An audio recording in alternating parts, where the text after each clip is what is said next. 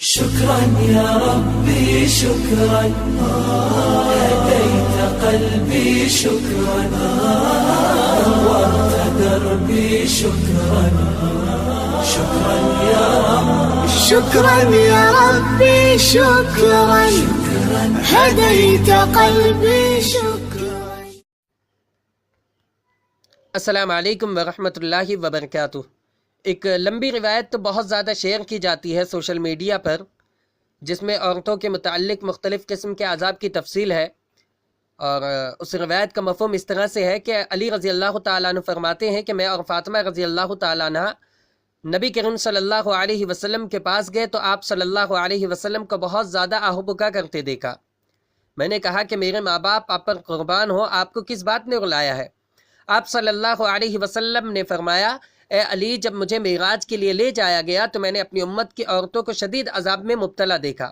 اس کے بعد ان عورتوں کے عذاب کی تفصیل اس روایت میں بیان کی جاتی ہے کہ ایک عورت بالوں کے ذریعے جہنم میں لٹکی ہوئی تھی اور اس کا دماغ ہنڈیا کی طرح ابل رہا تھا. ایک اور عورت زبان کے بل لٹکی ہوئی تھی اور حمیم اس کے حلق میں ٹپکایا جا رہا تھا. ایک عورت کے دونوں پاؤں سینے سے بندھے ہوئے تھے اور اس کے دونوں ہاتھ پیشانی کے ساتھ بندھے ہوئے تھے. ایک عورت سینے کے بل جہنم میں لٹکی ہوئی تھی. ایک عورت کا چہرہ خنزیر کی طرح اور باقی جسم گدھے کی طرح تھا.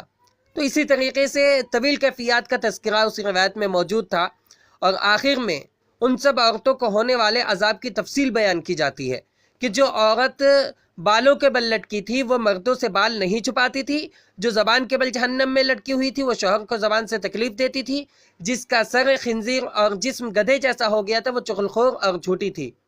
تو یہ روایت موضوع ہے، من گھڑت ہے، اس کی کوئی اصل نہیں ہے. شیخ ابن باز رحمۃ اللہ علیہ نے مجموع الفتاوی میں اس روایت کا بطلان اور کذب بتاتے ہوئے لکھا ہے کہ یہ حدیث جھوٹی ہے اور اس کا متن منکر ہے. تو یہ روایت کسی بھی اعتبار سے شیئر کرنے کے لائق نہیں ہے. البتہ اگر کوئی شخص کسی کو متنبہ کرنا چاہتا ہے، کسی کو یہ بتانا چاہتا ہے کہ یہ روایت موضوع ہے، من گھڑت ہے، تو وہ اس کو متنبہ کر سکتا ہے. اور ایک بات یہاں پہ یہ بھی جان لیں کہ یہ روایت صرف اہل سنت کے ہاں ہی نہیں بلکہ اہل تشیع کے ہاں بھی صحیح نہیں ہے.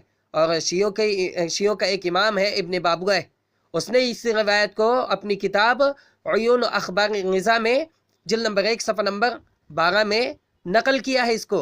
اور اس روایت میں ابو سعید سہل بن زیاد الآدمی نامی ایک راوی ہے، اور اس کے بارے میں اہل تشیع کے جرح و تعدیل کے جو علماء ہیں ان کے اقوال کچھ اس طرح سے ہیں. ابن الغزائری یہ کہتا ہے کہ انہ کان ضعیف جدا، کہ یہ سخت ضعیف ہے.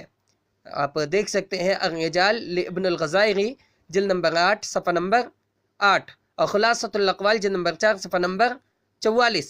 اور اس کے علاوہ ایک شیعہ عالم ہے نجاشی، وہ کہتا ہے کان ضعیفا فی الحدیث، کہ یہ ابو سعید الآدمی حدیث میں ضعیف تھا، اس پر اعتماد نہیں کیا جا سکتا ہے.